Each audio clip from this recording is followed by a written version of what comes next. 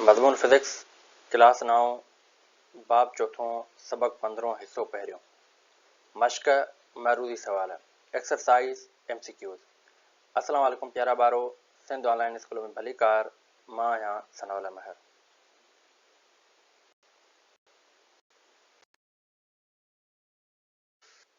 प्यारा बारो इन खां पहिरीं जीअं त असां पढ़ी आयासीं आख़िरी असांजो टॉपिक हुयो हिन चैप्टर जो इक्विलिब्रियम ऐं इक्विलिब्रियम खां बाद में असां जेको आहे त पढ़ियोसीं स्टेबिलिटी ऐं उहो असांजो लास्ट टॉपिक हो ऐं लास्ट टॉपिक खां बाद में हींअर असां उन चैप्टर जी यानी चैप्टर नंबर 4 जूं असां एक्सरसाइज़ शुरू कयूं था ऐं एक्सरसाइज़ ॿिनि हिसनि में विरायल आहे। हिकिड़ी विरायल आहे सेक्शन ए ऐं ॿियो विरायल आहे सेक्शन बी।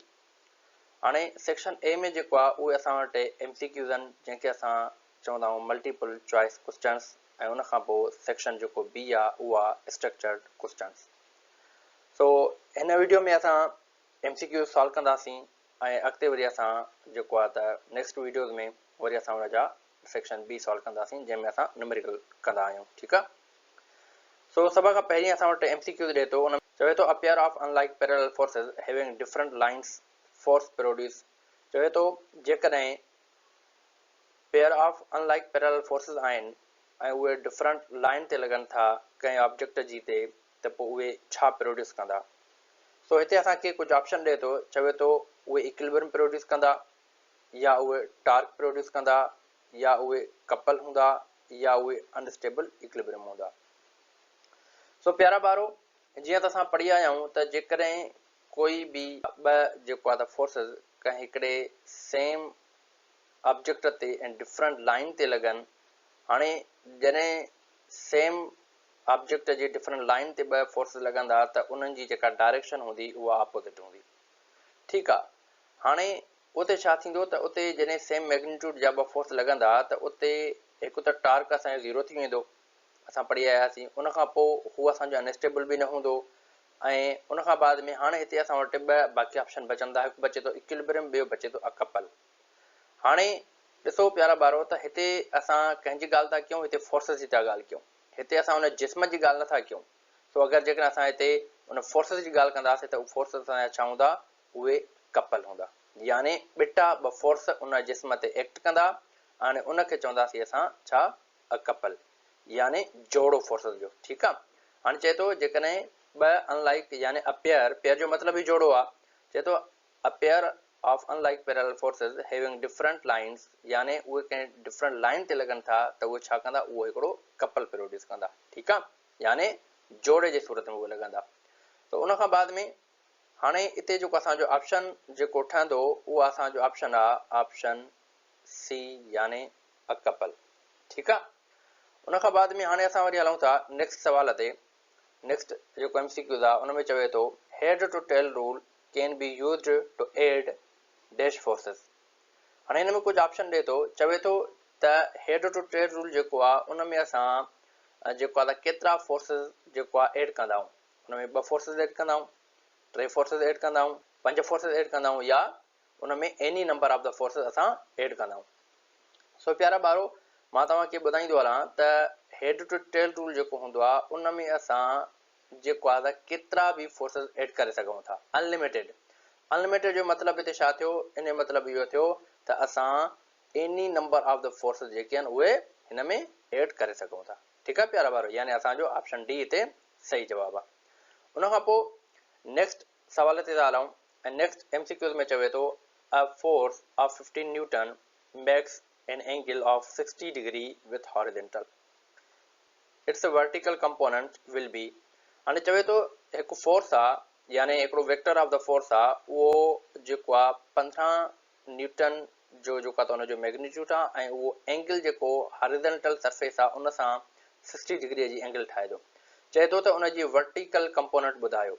हाणे बेसिकली ही असां वटि हिकिड़ो प्रॉब्लम आहे। हाणे हिन प्रॉब्लम खे असां सॉल्व कंदासीं कीअं, सभ खां पहिरीं असांखे ठाहिणी आहे डेटा। अगरि जेकॾहिं डेटा में ॾिसूं त असांखे कहिड़ियूं कहिड़ियूं शयूं मिलियल आहिनि। हिकु त असांखे फोर्स मिलियल आहे जंहिंजो मैग्नीट्यूड आहे 15 न्यूटन। उनखां पोइ ॿियो वरी असांखे एंगल मिलियल आहे जेका 60 डिग्री आहे ऐं असांखे चवे छा थो त वर्टिकल कंपोनेंट मालूम कयो यानी YX। त हिते असां डेटा ठाहीसीं फोर्स ऑफ 15 न्यूटन ऐं थीटा जेका असां एंगल सां ज़ाहिर कंदा आहियूं एंगल खे ज़ाहिर कंदा असां थीटा सां। तो थीटा असांखे मिलियल आहे 60 डिग्री ऐं असांखे वाई कंपोनेंट मालूम करणो आहे। हाणे असां हलूं था सॉल्यूशन जी तरफ़। तो सॉल्यूशन में जेको वाई कंपोनेंट आहे उहो असांखे मालूम करणो आहे। उनखे मालूम करण जे लाइ असां वटि फार्मूलो आहे ऐं असां इहो पढ़ी विया आयासीं त F Y is equal to F sine theta. हाणे असां वटि जेको फोर्स मिलियल आहे उनजो मैग्नीट्यूड आहे 15 न्यूटन ऐं साइन असांजी साॻी रही। उन खां पोइ डिग्री असां हिते रखंदासीं जेका असांखे मिलियल आहे 60 डिग्री। ठीकु आहे। उन खां पोइ प्यारा ॿारो जेका साइन 60 हूंदी आहे उनजो जेको वैल्यू हूंदो आहे उहो हूंदो आहे 0.866। ठीकु आहे। ऐं हीअ 15 असां सेम रखियासीं। हाणे जॾहिं असां 15 खे मल्टीप्लाई कंदासीं 0.866 सां त असां वटि जवाबु ईंदो 12.99। ठीकु आहे। अगरि जेकॾहिं असां हिनखे राउंड ऑफ कयूं त पोइ असां हिनखे 13 न्यूटन लिखी सघूं था। यानी असां वटि जेको सॉल्यूशन आयो उहो घणो आयो आहे, उहो आयो असां वटि 13 न्यूटन। ठीकु आहे। हाणे ॾिसूं त छा ही 13 न्यूटन जो ऑप्शन असांजे हिन ऑप्शन में किथे मौजूदु आहे। सो असां जेकॾहिं ॾिसूं त ऑप्शन ए आहे 15 न्यूटन, ऑप्शन बी आहे 10 न्यूटन ऐं ऑप्शन सी आहे 13 न्यूटन। सो हाणे इहो जेको 13 न्यूटन आहे इहो असांजो ऑप्शन करेक्ट आहे ऐं ही असांजो ऑप्शन सी रहियो। ठीकु आहे। उन खां बाद में हाणे असां हलूं था वरी चौथे सवाल ते। उन में चवे थो a body is in equilibrium when it has, चए थो हिकु बॉडी आहे जॾहिं उहा इक्विलिब्रियम में हूंदी त उन में छा हूंदो। यूनिफॉर्म स्पीड हूंदसि, यूनिफॉर्म एक्सेलरेशन हूंदसि या ॿ ई हूंदसि, यानी यूनिफॉर्म स्पीड बि यूनिफॉर्म एक्सेलरेशन बि या ज़ीरो एक्सेलरेशन। तो प्यारा ॿारो मां तव्हांखे ऑलरेडी जेको आहे त पढ़ाए आयो आहियां कंडीशन्स ऑफ इक्विलिब्रियम में। उन खां बाद में स्टेट्स ऑफ इक्विलिब्रियम में बि पढ़ाए आयो हुउमि त जॾहिं बि कोई बि जिस्म जॾहिं जेको आहे त ज़ीरो एक्सेलरेशन में हूंदो तॾहिं उहा बॉडी असांजी इक्विलिब्रियम में हूंदी। सो अहिड़े नमूने सां असांजो हिते जेको ऑप्शन ठहे थो उहो डी आहे, यानी ज़ीरो एक्सेलरेशन। जॾहिं बि कंहिं बि जिस्म में ज़ीरो एक्सेलरेशन हूंदी त उते छा हूंदो, इक्विलिब्रियम प्रोड्यूस थींदो। ठीकु आहे। हाणे असां हलूं था सवाल नंबर 5 जी तरफ़ ऐं सवाल 5 में चवे थो a body is an stable equilibrium after slight tilt if its centre of gravity. चए थो हिकिड़ी बॉडी आहे जेका स्टेबल इक्विलिब्रियम में आहे, अगरि जेकॾहिं असां उनखे स्लाइटली टिल्ट कयूं, ठीकु आहे, त पोइ उनजी सेंटर ऑफ ग्रेविटी कहिड़ी पोज़ीशन ते बीहंदी। चए थो त remains above the point of contact, या उनजी कॉन्टेक्ट पॉइंट खां मथे वेंदी, remains on the side of the point of contact, या चवे थो या उते ई रहंदी जेका साइड ऑफ असांजी कॉन्टेक्ट आहे, या चवे थो pass over the point of contact. चवे थो it is at lowest position, या उहा कंहिं लोएस्ट पोजीशन ते ईंदी। सो प्यारा ॿारो मां तव्हांखे इहा शइ लास्ट वारे जेको टॉपिक में क्लियर कई हुई त जॾहिं कोई बि ऑब्जेक्ट असांजो स्टेबल इक्विलिब्रियम में हूंदो आहे त उहो छा हूंदो, स्टेबल तॾहिं रहंदो जॾहिं उनजी जेका सेंटर ऑफ ग्रेविटी आहे उहा उनजे लोएस्ट पॉइंट ते हुजे। यानी हिते जेकॾहिं असां ऑप्शन खणंदासीं त उहो ऑप्शन असांजो कहिड़ो बीहंदो, उहो बीहंदो डी ऑप्शन। ठीकु आहे। तो अहिड़े नमूने सां हीअ असांजो छा आहे, डी ऑप्शन। ठीकु आहे। उन खां बाद में सवाल नंबर असां 6 ते था हलूं। उन में चए थो a body is in unstable equilibrium after slight tilt if its centre of gravity. हाणे हिते बि वरी साॻी ॻाल्हि थो करे, पर हिते चवे थो त उहा बॉडी छा में आहे, अनस्टेबल इक्विलिब्रियम में आहे। जॾहिं अनस्टेबल इक्विलिब्रियम में हूंदी त पोइ उन बॉडीअ जो जेको सेंटर ऑफ ग्रेविटी आहे उहो किथे हूंदो।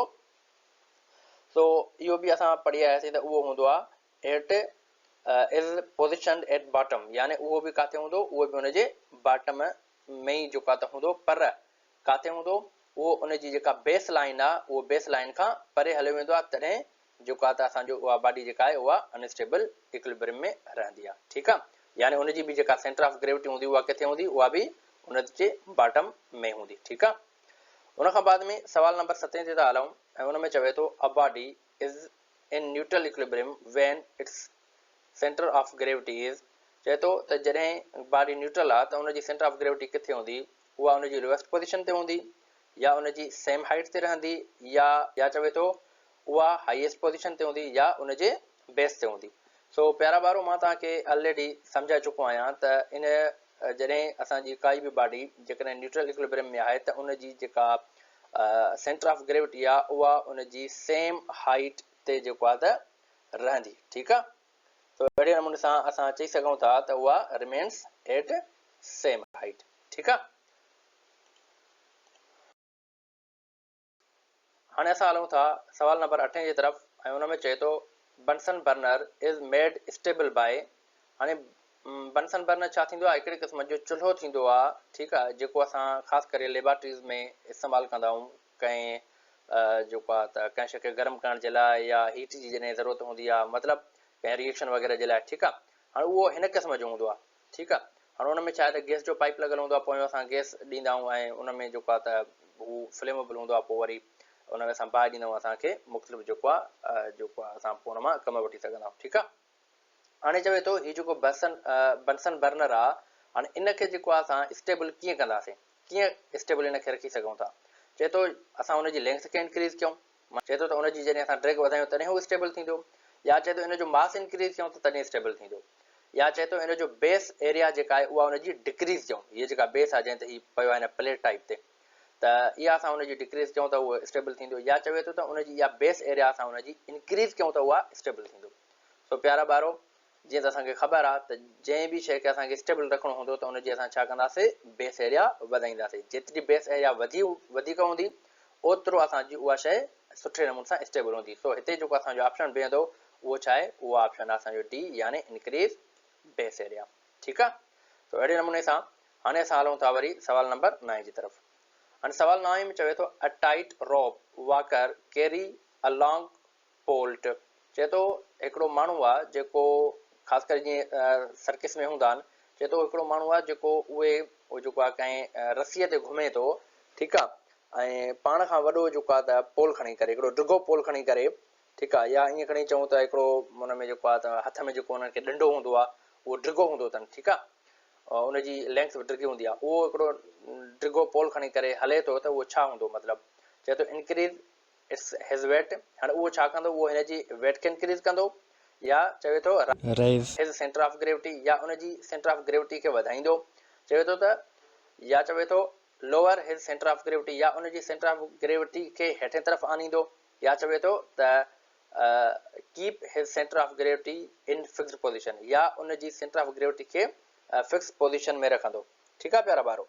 तो अगरि जेकॾहिं असां हिन जी ॻाल्हि कयूं त बेसिकली उहो जेको हथ में डंडी खणंदा आहिनि या जेको बि हुननि वटि पोल हूंदो आहे, उहे सर्कस वारा जॾहिं खणंदा आहिनि त उनजी बेसिक सबबु इहो हूंदो आहे त लोअर हिज सेंटर ऑफ ग्रेविटी में, यानी सेंटर ऑफ ग्रेविटी जेका हुजे उहा हुनजी लोअर पॉइंट पोज़ीशन ते अची वञे, जेतिरी बेस जे तरफ़ ईंदी, जेतिरी लोअर हूंदी, ओतिरो हू ऑब्जेक्ट जेको आहे या उहो बंदो जेको आहे उहो स्टेबल रहंदो, ठीकु आहे। त हिते असांजो ऑप्शन कहिड़ो थींदो, उहो ऑप्शन थींदो सी, यानी लोअर हिज सेंटर ऑफ ग्रेविटी। उनखां बाद में असां लास्ट MCQ ते था हलूं, ऐं हुन में चवे थो stability of a racing car is increased by. हाणे चए थो रेसिंग कार जी जेका स्टेबिलिटी आहे उहा इंक्रीज़ कहिड़े सबब जे करे थी सघे थी, ठीकु आहे, उहा छाजे करे जेको आहे इंक्रीज़ थींदी। चए थो इंक्रीज़िंग इट्स हाइट, जेकॾहिं असां हुनजी हाइट इंक्रीज़ कयूं त हुन रेसिंग कार जी जेका स्टेबिलिटी आहे उहा इंक्रीज़ थींदी, या चए थो raising its centre of gravity, या उनजी सेंटर ऑफ ग्रेविटी असां वधायूं, या चए थो डिक्रीज़ इट्स विड्थ, या उनजी असां वेगर खे घटायूं, या चए थो त lowering its centre of gravity, या उनजी सेंटर ऑफ ग्रेविटी खे असां लो करे अचूं, यानी बॉटम जी तरफ़ खणी अचूं। सो प्यारा ॿारो, असां लास्ट वारे टॉपिक में यानी स्टेबिलिटी में इहा शइ असां कवर कईसीं त जॾहिं असां काई बि रेसिंग कार हूंदी आहे त उन रेसिंग कार खे स्टेबल रहण जे लाइ कोशिशि कई वेंदी आहे, मैन्युफैक्चर इन नमूने सां कयो वेंदो आहे त उनजी जेका सेंटर ऑफ ग्रेविटी आहे उहा उनजे लोअर पोज़ीशन ते बीहे ऐं उनजी हाइट खे बि घटायो वेंदो आहे, ठीकु आहे। सो हीअ असांजो ऑप्शन डी बीहंदो, हीअ असांजो ऑप्शन डी बीहंदो, जेको आहे lowering its centre of gravity, ठीकु आहे प्यारा ॿारो। सो इहो आहे असांजा चैप्टर नंबर 4 जा MCQ। इनशाला नेक्स्ट क्लास में असां वरी सेक्शन B स्टार्ट कंदासीं। तेसि ताईं अल्लाह हाफ़िज़।